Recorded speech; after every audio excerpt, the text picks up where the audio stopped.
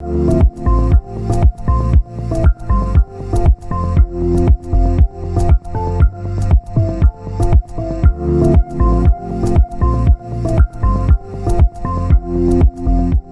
fait, Intérêt à Agir, c'est un collectif d'experts juridiques et scientifiques qui se sont réunis et qui sont à même de lester la balance du juge au bénéfice de l'intérêt commun. C'est en fait une force de frappe intellectuelle au bénéfice de l'intérêt commun.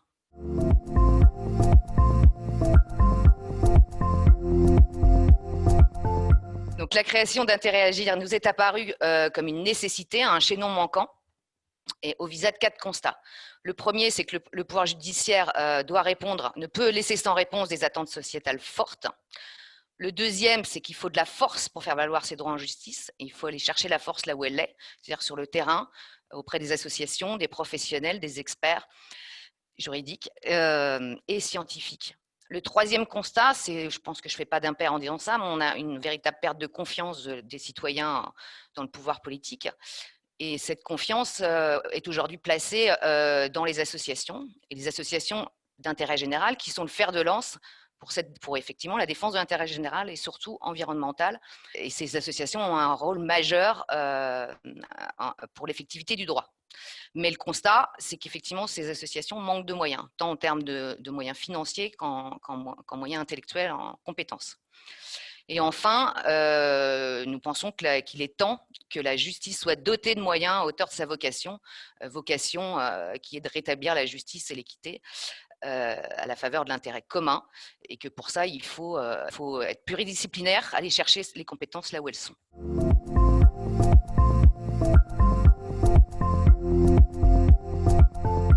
Je retiens 3 obstacles à l'accès citoyen à la justice environnementale.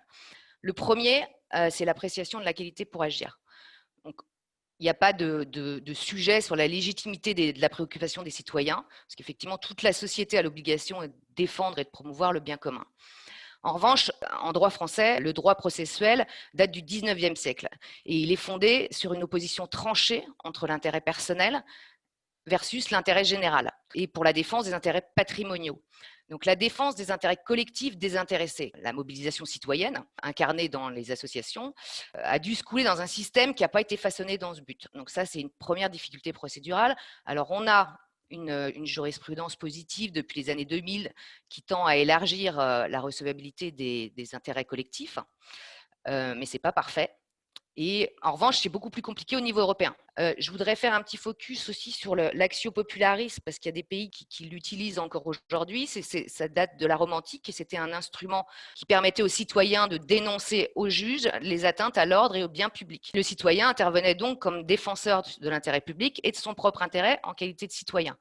Et ça avait pour vertu d'associer les citoyens au respect de la légalité dont ils sont les premiers bénéficiaires en cette qualité. Et dans les ordres juridiques modernes, on a effectivement des avatars de cet axio-popularisme qui sont à parfaire, et notamment en Nouvelle-Zélande et au Brésil. Aujourd'hui, en France, c'est le ministère public qui assure la défense institutionnelle et monopolistique de l'intérêt général. Mais bien souvent, le ministère public a besoin de soutien des parties civiles et des associations de terrain. Le deuxième obstacle sur lequel je m'arrête, c'est l'accès à l'information. Je retiens effectivement en page 33 le fait que la qualité de l'information doit être consolidée. Là, je dis un grand oui, effectivement, parce que malgré les garanties constitutionnelles qu'on a, le droit d'accès à l'information environnementale n'est pas effectif. Le troisième obstacle, c'est la technicité de la matière. Technicité de la matière ab initio, on la retrouve déjà dans les textes. Pour ceux qui sont insomniaques, je vous renvoie à la lecture du règlement 1107-2009 du 21 octobre 2009 qui concerne la mise sur le marché des produits phytopharmaceutiques.